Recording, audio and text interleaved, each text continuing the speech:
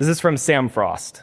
Oh, okay. Okay. Go ahead. So he says, as per request of my son, the following book by Doug Wilson, When the Man Comes Around, may be one of the worst commentaries written. If a person were flirting with hyperpreterism and read this, the flirting would turn into an all-out dinner and a movie resulting in marriage. Just saying. Enough of this 98% of the entire Bible's fulfilled in 70 CE nonsense. I would respectfully disagree with that. Okay, but here's my question. CE. Yeah, I know the CE really irritates me. Here's my question on the history of the thing. Your commentary on Revelation, Ken Gentry's Two Lawyer, which is, by the way, Ken and I disagree on a couple of things, but it's a great commentary. If you got $100, it's worth Debbie. I've been trying to order it. I can't find a place where I can get it. It's out of print. Oh, great. Well, of course it is. I'll send you some. I know a guy. And we'll take Sam Frost's 98%, but I'll give you, let's say 95%. Yours is a praise commentary. In the history of the church, how many preterist commentaries with the not say 95% of what you have ever been published? I'd say some small number, very small. Small? Yeah. How small? How about none?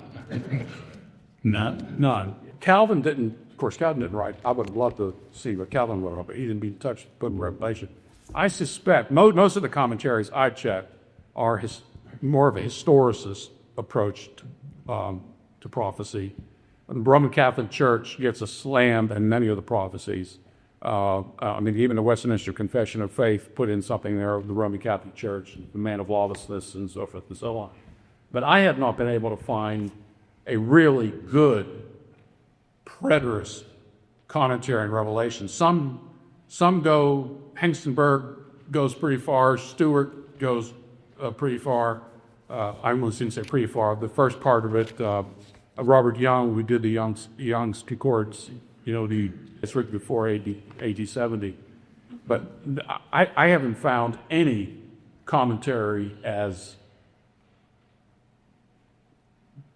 partial preterist as much as yours or Ken Gentry's anywhere in history of the church. So the interesting thing about that is, you mentioned, I did the hat tip to you and to Ken for all the things I've learned from you, but I also valued greatly Steve Gregg's Revelation 4 view.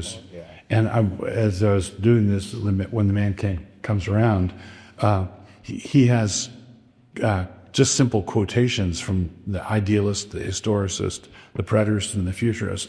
And I read them all as I was going through this and drew on them all. Yeah. So How far back do they go? they don't go back into the early church as modern commentators. But when I drew on them all, the thing that was astonishing is how much I learned from all four. Right, there were good, able insights from all four of the schools of thought, and I tried to capture that. And so, yeah, it's a partial preterist book. It's a partial preterist commentary on Revelation, but I've drawn on the other schools of thought significantly. And as far as Sam Frost is concerned, he was a full preterist, and basically is sort of like a person, this is going to sound like a slam, but it's like a person who grew up in an alcoholic home and then was a drunk himself and then becomes a teetotaler and cannot make any distinctions with the drinking of alcohol. It's like that kind of reaction to everything about my old life. Absolutely everything was bad.